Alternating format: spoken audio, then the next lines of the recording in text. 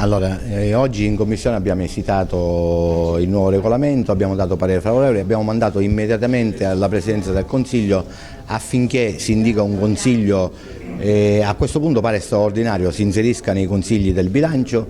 affinché si approvi questo nuovo regolamento, perché se no la situazione peggiorerebbe in maniera incredibile, perché nei prossimi 3 mesi ci sarebbe una situazione disastrosa nell'ambito delle aziende, perché non avranno nessun tipo di deroga, nessun tipo di autorizzazione,